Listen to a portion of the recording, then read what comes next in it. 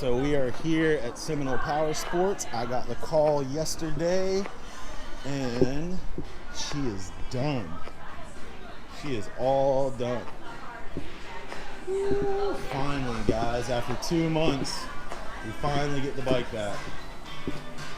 So, like you guys seen earlier, I have the fairings at the house. So, but I'll tell you, man, a lot of people, they were kind of talking crap about Seminole Power Sports, but they did me really right.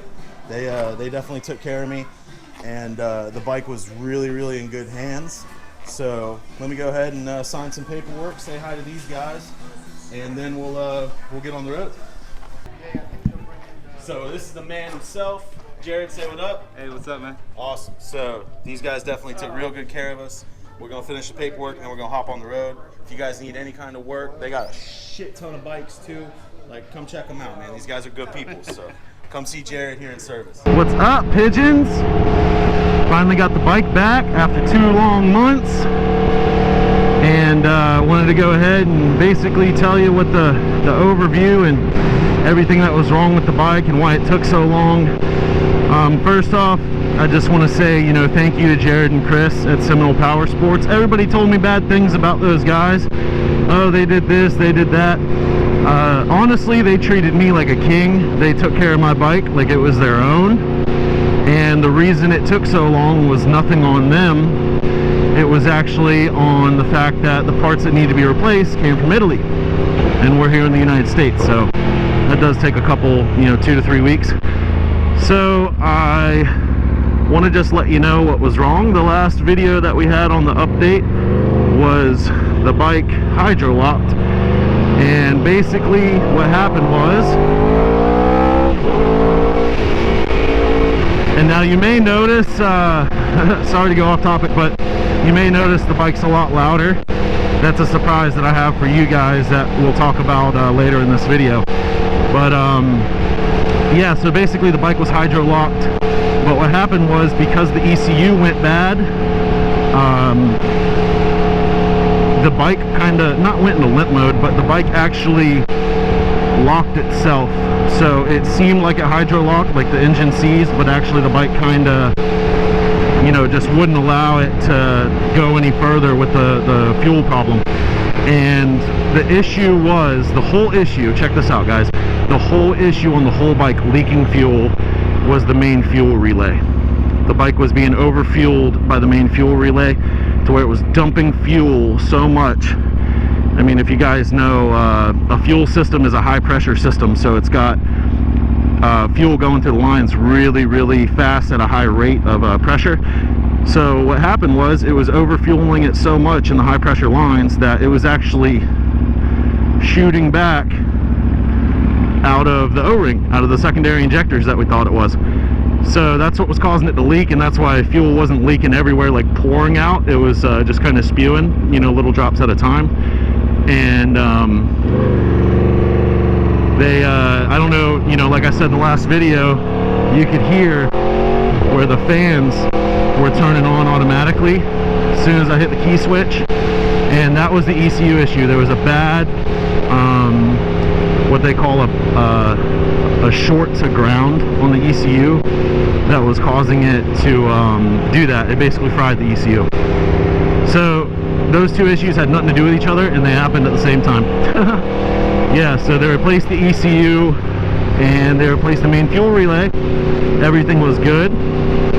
Then when I went to pick the bike up yesterday, this is how cool these guys were, because yesterday was Saturday, and the Aprilia tech doesn't work on the weekends, just Monday through Friday, and everything was good to go. They both did test rides to make sure, they put over 30-40 miles on the bike just to make sure that they weren't giving it back to me, messed up. And they really went the extra mile, I have to say, because the Aprilia tech was not in on a Saturday. I went to go pick the bike up. Of course, I'm excited as hell. And I get there, finally get to see Dorothy. She looks good. They start her right up for me. Everything's fixed. And I hear a little humming noise coming out, around this area right here on the bike. And come to find out, it was, it was nothing really bad, but it could have been bad if I would have just accepted the bike like that.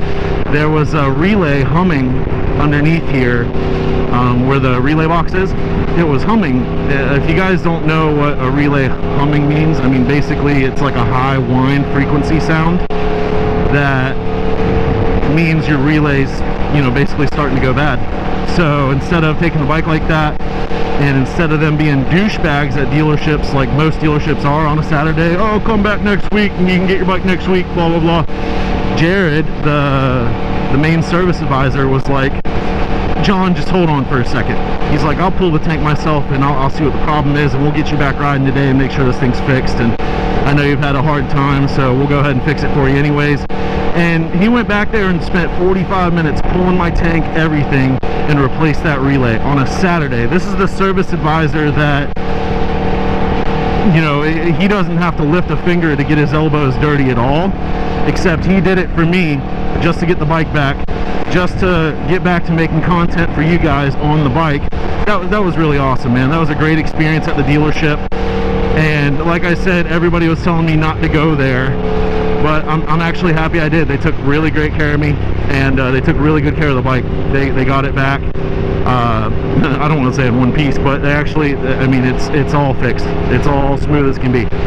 So the bike is finally back, and oh, I missed it so much, man. You guys understand, you know, you see how pretty she is and how great she rides and how fast it is, and it's a shame that, you know, you have to be without a brand new $24,000 motorcycle, you know, 2 months down. But Aprilia stood behind it, SPS stood behind Aprilia, and they got me back on this bike. I know we kind of briefly touched about it in the last video when I was on Braden's Gixxer, but I didn't want any other bike. You know, like, we could have pushed the envelope and, you know, they would have got us on a, you know, they would have bought back the loan and they would have ended up putting us on a new bike, and, you know, they would have did all these things to where we wouldn't have to jump, we would have jumped through hoops, but we could have been back on two wheels a long time ago. But the issue is, this bike is amazing. I'm not saying that because I own it, I'm saying that because I bought it and it surprised the shit out of me. You know, I was really upset, long nights thinking about, damn, I should have bought the Panigale V4.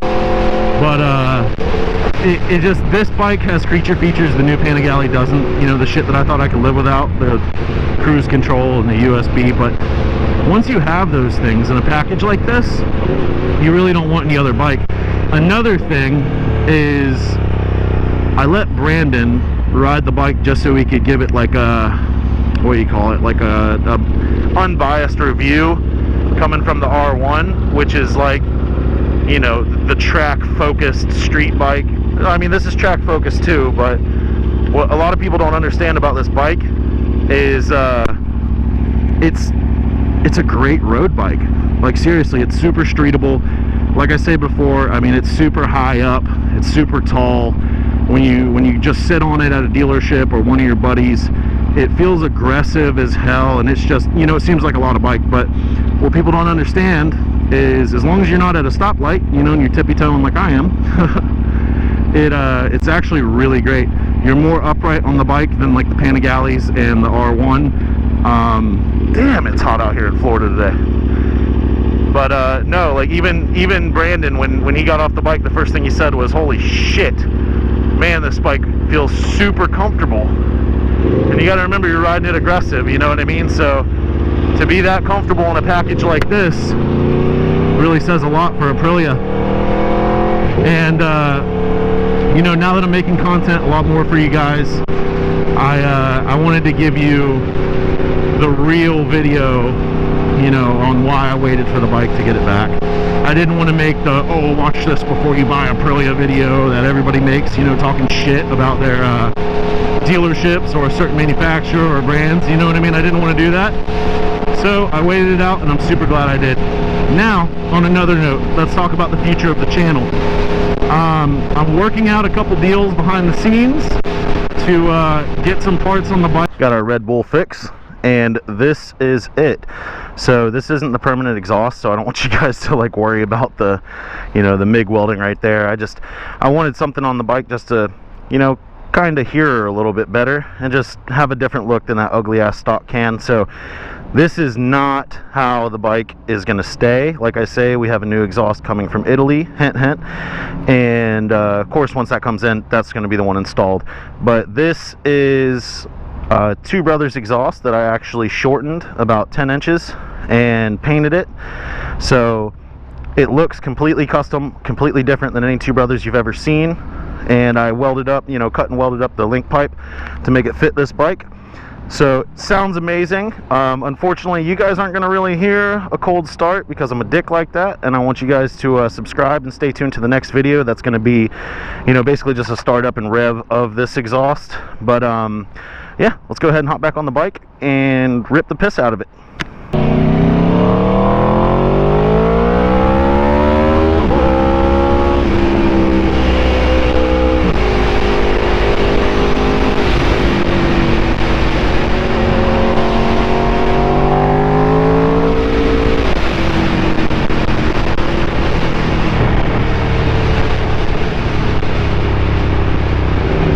Sounds so good.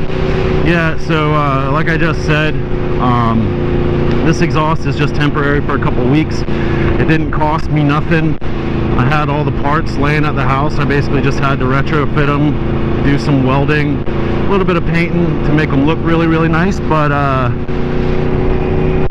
just wanted to hear a different sound out of the V4. Of course, anybody that knows this bike, or I mean any stock bike in that case, they sound like shit, especially Euro 4 bikes. They're so restricted. What's good is Aprilia, they have all their emissions in the mid pipe slash muffler, so you don't have to, you know, like on the R1 and on the BMW, you have to replace the muffler box. And on this bike, you don't have to. It's basically just a link pipe in a can, and that eliminates the cat, eliminates the flapper valve, eliminates everything. So I will be honest with you, if you guys don't know anything about performance parts, if you put an exhaust on your bike, with the exception of the new Gixxer 1000 where you just change the can, that still has the cat and everything, so the ECU kind of still reads, you know what I mean, it still makes more power because of how the map is for that bike. On this bike, they're a little rich from the factory, so I probably didn't lose any top end, actually maybe gained a horsepower or two.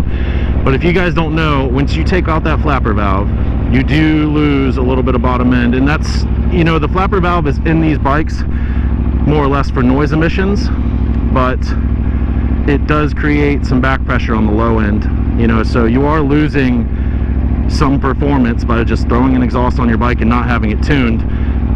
One thing I really love about putting the exhaust on and getting rid of all the emissions is it's a lot smoother now. So anybody that has this bike, whether it's an RR or an RF, any 17 models, they have with the flapper valve, it's kind of deadening under 5,000 RPM, and then as soon as you get over 5,000 RPM, the flapper valve opens, and then it's a bat out of hell.